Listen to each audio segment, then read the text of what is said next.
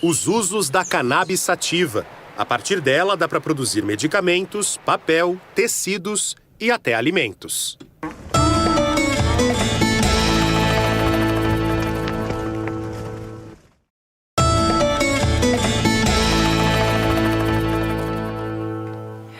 O Globo Rural vai falar agora sobre uma planta que tem cultivo muito restrito no Brasil, para não dizer proibido. No passado, a cannabis esteve muito mais cercada de tabus. Com a liberação de remédios à base de cannabis, as plantações em solo brasileiro aumentaram.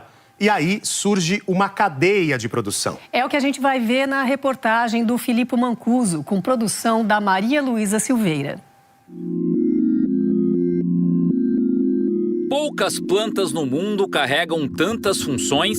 Isso aqui é uma planta medicinal. Ela também produz papel, ela substitui o eucalipto, tem propriedades para a produção de fibra, para a produção de combustível. Você tem mais de 1.800 produtos que essa planta faz. E na mesma medida, tantas polêmicas. A partir do momento que o meu remédio passou a ser esse, um muro de preconceito subiu à minha frente. Eu perdi os meus amigos, eu perdi o contato com a minha família. Com certeza você já ouviu falar na protagonista da nossa reportagem. Seu nome científico? Cannabis sativa, mais conhecida como maconha.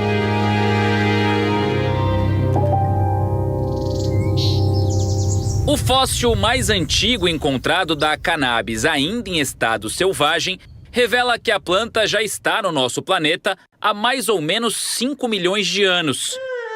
Conta a história que o primeiro registro de uso foi há 12 mil anos no leste da China, o que leva muitos pesquisadores a acreditarem que a cannabis foi o nosso primeiro remédio. O princípio ativo é extraído da inflorescência, esse conjunto de pequenas flores que cobrem geralmente o topo da planta. Os benefícios terapêuticos da cannabis já são bem conhecidos. O que talvez nem todo mundo saiba são os outros usos da planta. Suas sementes, por exemplo, podem abastecer as indústrias de cosméticos, de alimentos. Do caule sai uma fibra super resistente para a fabricação de papel, tecidos e até blocos de construção. Um potencial enorme para uma planta de cultivo ainda proibido no Brasil. No fim da década de 1930, ela foi classificada como droga, por conter substâncias entorpecentes. Aí as portas da pesquisa se fecharam. Só mais recentemente, com autorização para uso terapêutico, é que ela começou a entrar em cena novamente, chamando a atenção de entidades ligadas ao agro. Daniela Bittencourt é pesquisadora da Embrapa. Ela faz parte de um grupo de estudos sobre cannabis na empresa. O problema é que, sem uma liberação também para pesquisa, os projetos ainda não saíram do papel. Infelizmente, hoje ainda nós não desenvolvemos pesquisa com cannabis, né? A gente até solicitou autorização para dar início junto à Anvisa, que é um primeiro projeto que é focado na questão da criação de um banco de sementes, né, dentro lá do nosso banco de germoplasma. E da mesma forma, temos também mais outros 2 projetos, que é um voltado especificamente para o melhoramento genético da planta para fins medicinais e outro para fins industriais. Em 2015, a Anvisa autorizou a venda da cannabis com prescrição médica. Só que, como o cultivo no país ainda não é regularizado, os remédios precisam vir de fora. Plantar em solo brasileiro só com autorização da Justiça. Hoje, cerca de 40 associações têm permissão para cultivar a planta. Uma ajuda e tanto para pacientes que tinham dificuldade para comprar a medicação importada. O CB2, eu sei que ele está mais... Pedro Pierro é neurocirurgião e prescreve os remédios à base de cannabis. Eu não era um entusiasta da planta, eu não estava querendo que ela fosse remédio. Eu não estava difícil de acreditar naquilo. Não fazia sentido como algo tão antigo, que funciona tão bem, como isso me foi negligenciado o tempo inteiro, como é que eu nunca tinha ouvido falar disso? E para convencer as pessoas, né? Para você olhar assim para um pai e falar, olha, seu filho tem indicação de uma neurocirurgia para epilepsia, porém, Nós temos ferramentas terapêuticas que podem ser utilizadas que são menos invasivas, como, por exemplo, canabinoides medicinais. Aí a pergunta, né? Cannabis da maconha? Doutor, abre a cabeça do meu filho, mas não dê maconha para ele. Apesar do estigma, o corpo da planta oferece uma farmácia inteira de possibilidades. São centenas de compostos, entre eles os chamados canabinoides, usados no tratamento de várias doenças. Os mais famosos são o THC, que tem efeito psicoativo, e o CBD, que age como um regulador do corpo. Sem causar alteração de consciência, ele ajuda a equilibrar o sistema nervoso central. O CBD é o mais usado em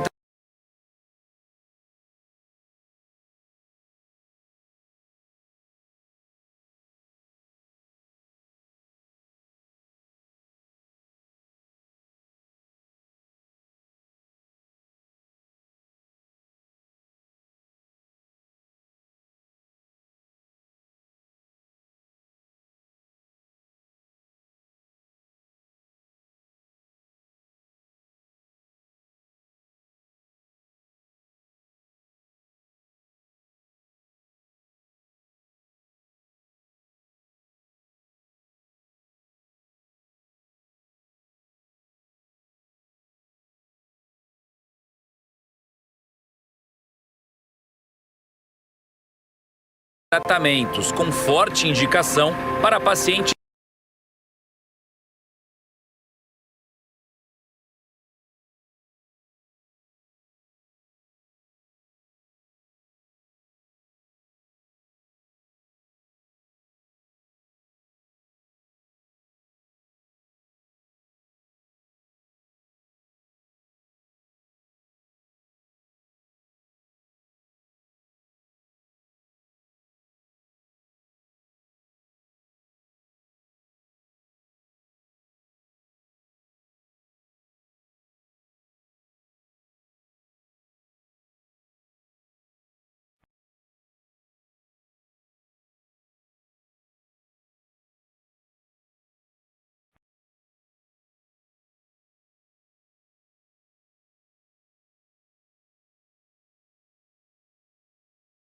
um cheeseburger suculento, 2 x-saladas ao ponto. Ok, senhorita. Valeu, pai. Nossa melhor drive-thru de todos os tempos. Drive-thru, né? Abra.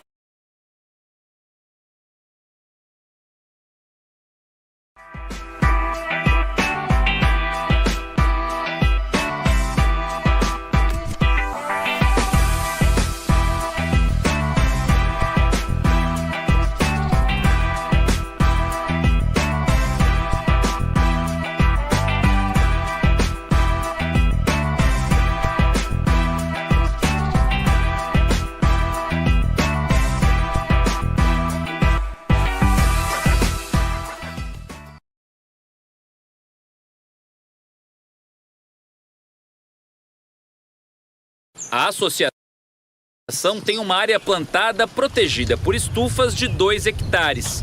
A gente está aqui no Jardim Clonal, onde a gente tem a garantia da manutenção genética. Aqui a gente tem hoje, em média, 60 plantas madres, né, que são plantas que já passaram por um processo já de seleção genética, desde a semente até aqui, mantendo as características desejáveis para a produção do óleo. Dessas matrizes são retiradas as chamadas estacas, que nada mais são do que pequenos pedaços do galho. As estacas seguem para o setor de clonagem, onde são lavadas uma a uma com água sanitária e cálcio. Além do banho, as funcionárias também retiram o excesso de folhas para padronizar os galhos. Feito isso, as estacas são colocadas nesses vasinhos com substrato. São 21 dias até o enraizamento. Passado esse período, as plantas recebem etiquetas. A gente consegue rastrear qual foi a planta-mãe, a gente já tem todas as descrições de canabinoides que a gente precisa, né? E todo o processo que foi feito até chegar nesse clone, e essa etiqueta acompanha a planta até a colheita. É uma ficha técnica É uma da ficha planta. técnica. E também serve como uma prova para as autoridades de que toda a produção foi direcionada ao desenvolvimento de medicamento. Chegou a hora do transplantio. As plantas saem desses vasinhos e vão direto para os canteiros. São 200 plantas a cada setor, como esse daqui. O desenvolvimento da cannabis é muito rápido, diário. Dá para notar essa mudança de estágio a cada setor, com um aumento no número de folhas e também com o aparecimento das flores. São 90 dias, em média, do transplantio até a planta chegar no ponto de colheita. No cultivo medicinal, todas as plantas são femininas. É que só elas produzem o óleo que interessa na fabricação dos medicamentos. Um trabalho feito com jeito, sem afobação. Dona Maria José veio como temporária, gostou tanto do serviço que acabou ficando. Quando eu cheguei aqui, aí fui passando 15 dias, fui passando um mês, aí 3 meses, aí está na minha carteira. Aí a gente trabalha por uma causa, né? Uma missão, que é salvar a vida. Às vezes a gente está meio um dia mais estressada. Aí quando eu lembro daquelas mães que não dormem através de umas gotinhas de óleo, né, que o médico passa, os pais conseguem dormir. Aí eu quero ficar. Depois da retirada das folhas, os galhos só com as inflorescências vão para varais como esse. A gente retira esse excesso de folha e traz para cá, onde a gente faz o corte dos galhos, separa em tamanho que dê para fazer um chumaço, para a gente economizar espaço também no nosso container de secagem, para que a gente consiga manter a qualidade do produto no final da colheita. A Abrace produziu esse ano 1.300 quilos de flores secas. Tudo processado na farmácia da própria associação. É um produto farmacêutico como outro qualquer, não fazendo diferente de qualquer outra indústria farmacêutica. O processo ele é um processo fabril e segue todo o passo a passo que determina as boas práticas de fabricação da Anvisa. A Camila conta que durante anos teve crises frequentes de convulsão. Como nenhum tratamento convencional havia resolvido o problema, ela decidiu procurar um país onde o uso terapêutico da planta era liberado, o Uruguai. Desde o primeiro dia que eu tomei o óleo, desde o primeiro dia fez efeito. Eu fiquei sem crises convulsivas durante 45 dias e voltei para o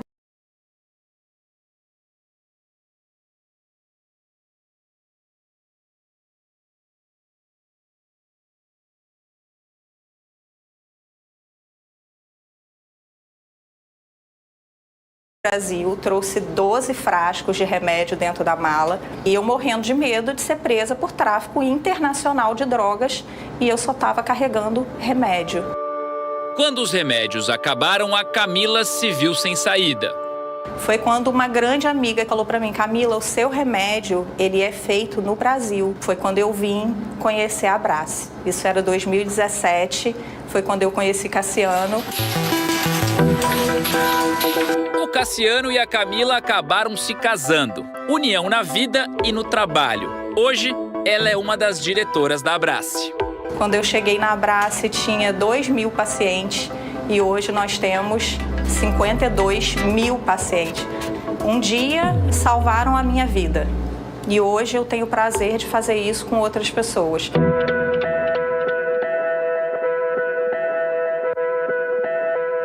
A gente pode utilizar o melhor dos dois mundos. Eu não deixei de operar, eu não deixei de passar remédio alopático, eu continuo prescrevendo morfina, eu continuo prescrevendo antiepilético. Tem coisas que não dá para tratar com canabinoides, mas a gente pode usar o melhor desses dois mundos. A gente não precisa dessa competição. No próximo bloco, a cannabis vira disciplina em universidades. O agricultor de hortaliças que abriu espaço para a planta. E como os remédios à base de cannabis chegaram à veterinária. Hortaliças é uma coisa visual. Se a gente tiver uma hortaliça bonita, sadia e saborosa, nós temos o sucesso, né? Agora, teor de canabinoides é uma coisa que a gente só consegue saber através de análise. Estão vendo esses pontinhos que parecem pequenos cristais brilhando nas flores? Pois é, eles são a chave de tudo. Essas estruturas são chamadas de tricomas, uma espécie de resina produzida pela cannabis que, além de proteger a planta contra pragas e o calor excessivo, ainda produz os canabinoides.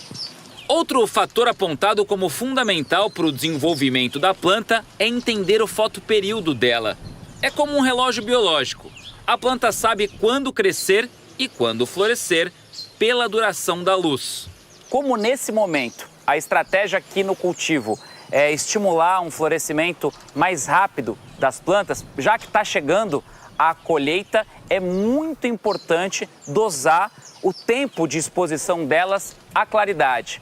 Por isso mesmo, sempre que dá 5 da tarde, as cortinas aqui da estufa começam a ser fechadas.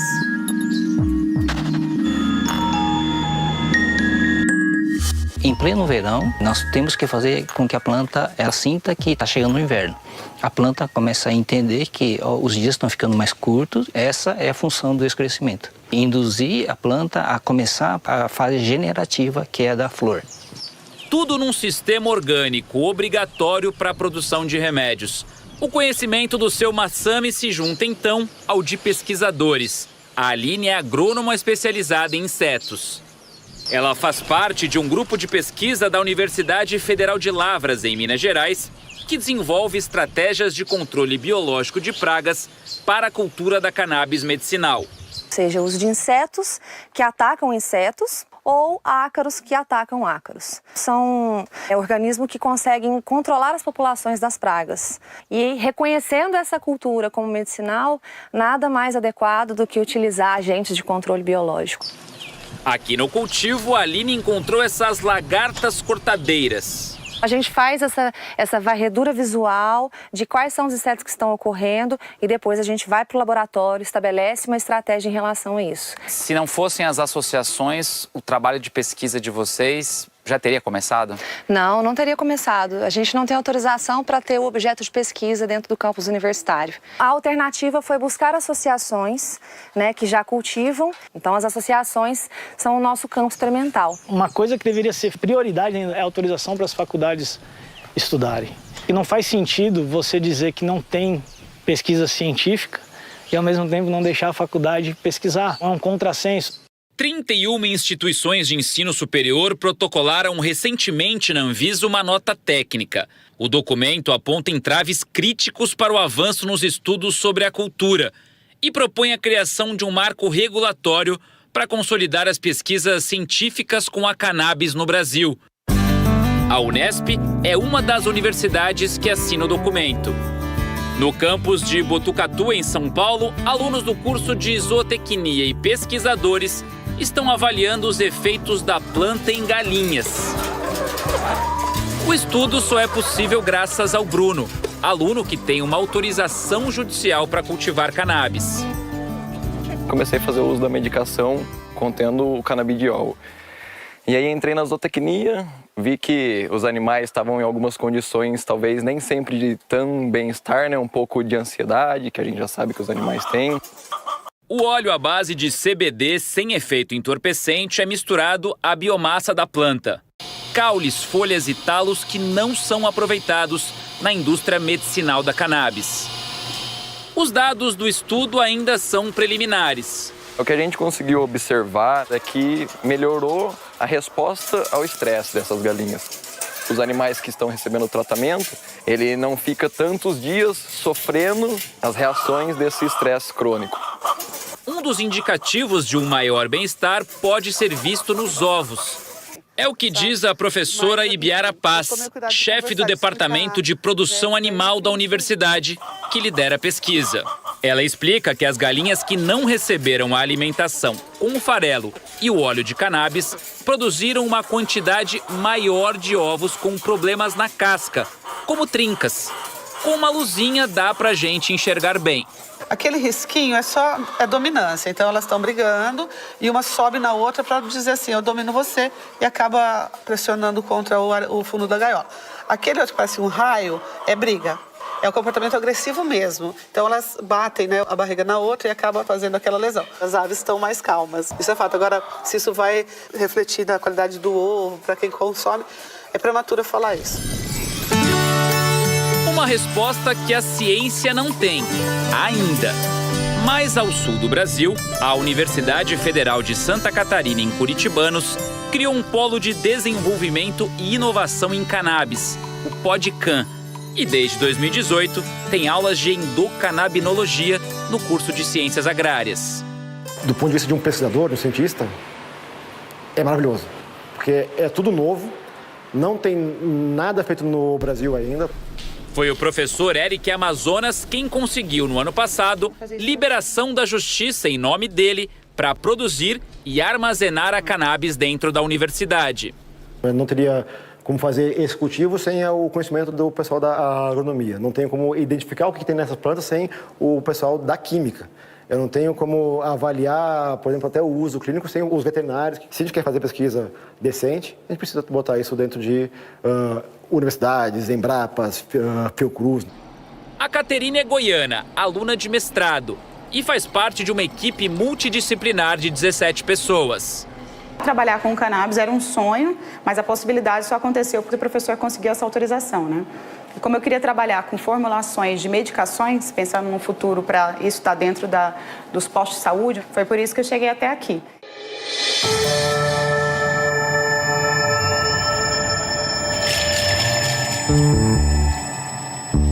No fim do ano passado, a Anvisa liberou o uso veterinário da cannabis. Aqui nessa propriedade, em Florianópolis, Santa Catarina, um dos cavalos faz uso regular dos medicamentos à base da planta.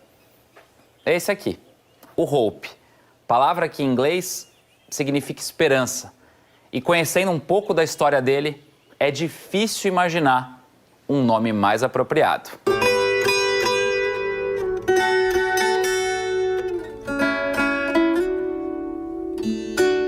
Para entender o simbolismo do nome, a gente precisa voltar a algumas casas. Essas imagens são de outubro do ano passado, bem no momento em que o cavalo foi encontrado abandonado num terreno baldio. A lesão na pata esquerda traseira é tão feia que é até difícil de olhar. Ele estava bem perto da cerca, paradinho, com a perninha levantada, aquela situação assim absurda e aquela ferida enorme na patinha, que ele não botava no chão, ele só ficava com a patinha alta. Foi muito difícil, eu me segurei para não chorar. A Nina, que é dona desse aras, trouxe o cavalo para cá. A Duda, filha dela, e o João, genro, ficaram com a tarefa de cuidar do animal. A Duda, além de participar de competições de equitação, é veterinária. Mas foram dias... O João se forma esse ano. As primeiras semanas dele, eu diria que ali uns 10, 15 dias, a gente tentou o caminho mais convencional. Então, muita limpeza de ferida, a gente tentou antibiótico, anti-inflamatório, remédio para dor. Então, basicamente um trabalho sintomático, até porque a gente não tinha certeza do tipo de lesão que era. E ele tinha muita dor, assim. O pior pra mim era a dor dele, né? Ele só ficava deitado, porque era o único momento que ele conseguia realmente aliviar, né, a dor. Os exames indicaram o que a família mais temia. A gente teve certeza que de fato era um tumor, né, no caso um sarcoide, a gente percebeu a gravidade que seria. Sarcoide é um tumor agressivo na pele que afeta principalmente os cavalos. Foi nesse momento que a família decidiu dar umas gotinhas de canabidiol para o Hope. A gente não sabia ao certo se iria fazer alguma diferença, porque a gente não tinha nenhum estudo, né? Mas para dor crônica, pelo menos para isso, talvez fosse funcionar. E na primeira semana já deu para ver a diferença, principalmente na dor dele, né? Para continuar o tratamento, a família procurou o veterinário Rodrigo Zamit, pesquisador da Universidade de Bolonha, na Itália. Rodrigo é especialista em terapias com uso de canabinoides em cavalos. Foi ele que ajustou as doses da medicação. Daí em diante, o Hope não parou mais de evoluir. A gente pensou um óleo completo com CBD, com THC, com bastante rico, né, com os canabinoides. A gente está fechando essa ferida, né, e a gente está num processo, na realidade, né, de diminuição desse câncer. Mas a gente ainda tem aí um terço final aí do nosso tratamento para a gente bater o martelo e dizer que a gente conseguiu, de fato, ter, né, a remissão desse tumor no paciente. Bah, foi bem legal. Eu, a princípio, achei estranho. Eu achei estranho, né? Eu sou super alopata, meio assim, sabe? porque hoje ele está aí, está um cavalinho aposentado, a gente vai continuar cuidando dele e ele está feliz, é um amor, é uma paixão. Obrigada, doutor Rodrigo. Obrigada.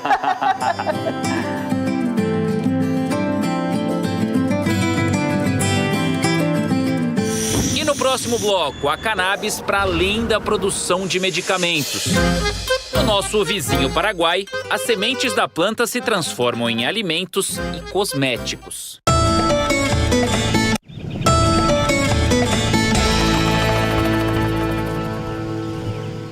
Na última parte do nosso especial de hoje, vamos ao Paraguai conhecer o cânhamo.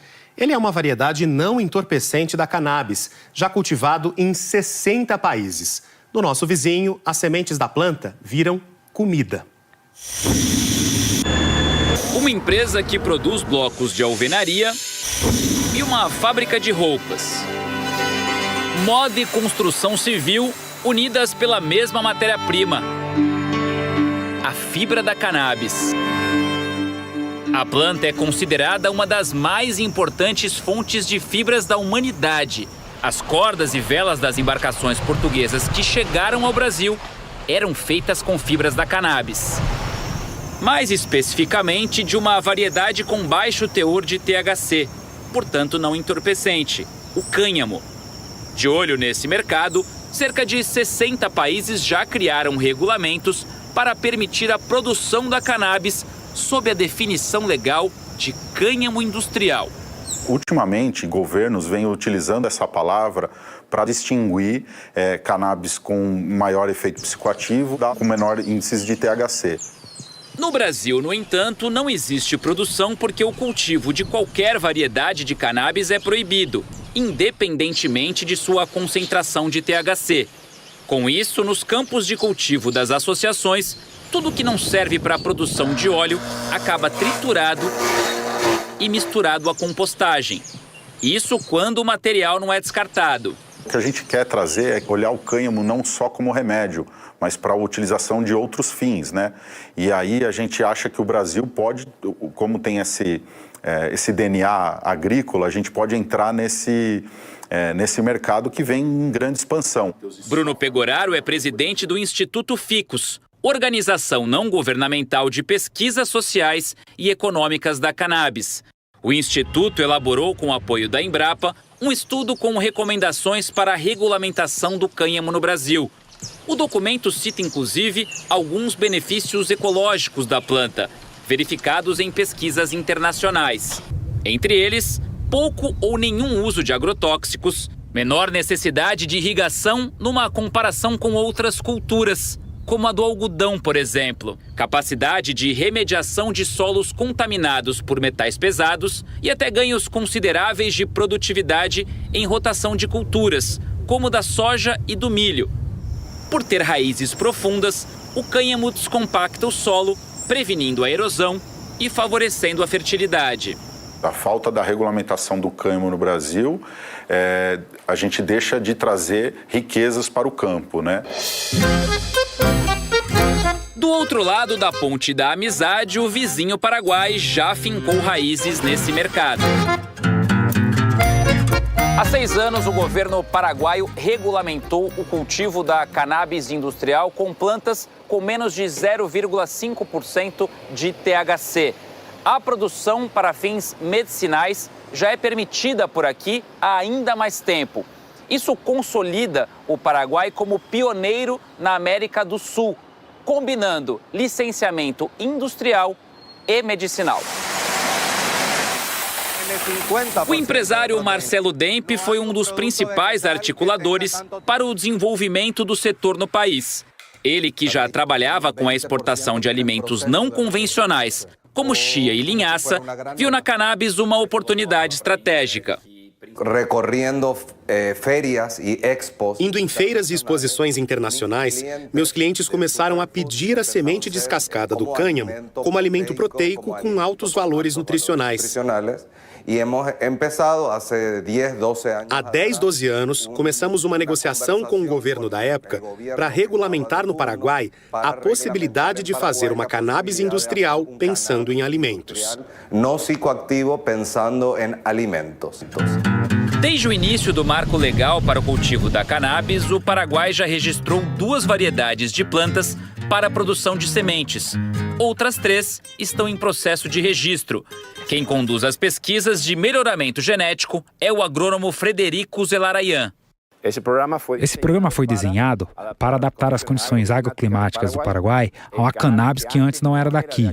Quando se traz algo de fora, é preciso adaptar, senão não funciona. Essa base foi o que abriu caminho a novas variedades que começamos a trabalhar. Um caminho que tivemos que passar para hoje em dia ter um leque de variedades completamente adaptadas, funcionais. Nós visitamos uma das 3 fábricas da empresa para o processamento das sementes em Luque, a 15 quilômetros da capital Assunção. Aqui, mais de 700 quilos de grãos são limpos e esterilizados por hora. Do grão prensado surge um azeite, sem qualquer tipo de canabinoides, de psicoativos. Um azeite muito utilizado na alimentação. O resto da matéria-prima se transforma nesse subproduto, uma espécie de torta de cannabis, que depois de moída, vira aquela farinha ali. É a semente se desdobrando em possibilidades. Possibilidades que chegam ao consumidor na forma de sachês, frascos, potes. São mais de 200 produtos à base de cannabis nessas prateleiras para os mais diferentes usos. Tem chás, rações animais, vários tipos de cosméticos, farinhas e até barrinhas proteicas. Com o azeite alimentício do cannabis, é apto para gente diabética, para criança, não tem açúcar, então é 100% natural. E você me conta.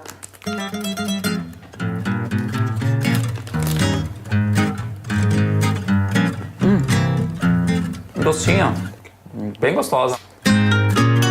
Nada disso é entorpecente. Mesmo assim, os produtos só podem ser comprados em locais como esse, com autorização do governo, responsável pela fiscalização da cadeia legalizada da cannabis. Em todo o país, 22 estabelecimentos têm essa liberação.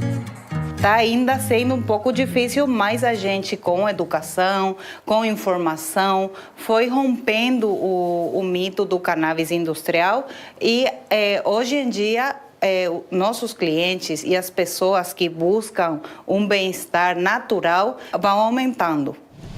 A cultura do cânhamo industrial ocupa uma área de 7.600 hectares. Geralmente, o cultivo é feito em grandes áreas, com plantas adensadas e colheita mecanizada. Coisa para grandes produtores rurais. Só no ano passado, as empresas ligadas à Câmara de Cânhamo Industrial do Paraguai exportaram cerca de 10 milhões de dólares em produtos à base de cannabis, o equivalente a pouco mais de 50 milhões de reais. Um valor 25% maior do que no ano anterior. 70% de tudo que é processado vai para fora do país. Por trás da expansão comercial existe um outro objetivo: lidar com um problema real do país: o cultivo ilegal para a fabricação de drogas na zona rural. Não podemos negar que o Paraguai é historicamente produtor do que seria o mercado ilegal. Essa produção é vendida através da fronteira. Para que isso não aconteça, empresas do setor, por meio de uma parceria com o governo, estão distribuindo as sementes excedentes a camponeses indígenas. Nossa ideia é desenvolver como um cultivo completamente legal, que seja um benefício tanto para o produtor, quanto para a empresa e também para o governo. Comunidade indígena Cuetuvi-Coeti, no município de Ibuipitá, quase na divisa com o Brasil. Emiliano é um dos líderes da comunidade e enxerga o programa de distribuição de sementes como uma forma de corrigir distorções históricas. Enquanto me mostrava a comunidade, contou que as poucas famílias beneficiadas conseguiram melhorar pelo menos um pouco o padrão de vida. Para sobreviver, tínhamos que vender um pouco da plantação de feijão, amendoim, mandioca.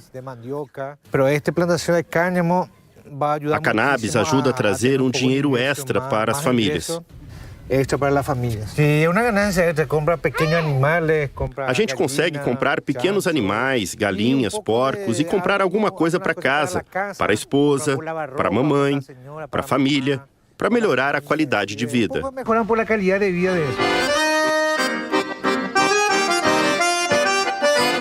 Já consolidado no mercado mundial das sementes de cannabis, o Paraguai passou a mirar também a fabricação de remédios. Um dos principais clientes do empresário Marcelo Dempe está no Brasil. O Paraguai é um provedor da Secretaria Municipal de Saúde de São Paulo. Nossos óleos são prescritos para 15 patologias e os pacientes retiram os remédios de maneira gratuita. Remédios, tecidos, materiais de construção, alimentos. Tudo da mesma fonte. Para Daniela Bittencourt, pesquisadora da Embrapa, a cannabis tem a vocação necessária para ser a commodity do futuro do país. Mas para isso, é preciso acelerar o passo. A gente precisa aí o envolvimento de várias frentes. Então não é só, vamos permitir o plantio da cannabis no país, mas a gente precisa criar meios para que isso realmente se transforme numa cadeia produtiva. Quem sabe a cannabis não será uma nova soja, né? E a gente tem aí uma abertura aí de um mercado, sejamos um grande player aí no mercado canábico mundial.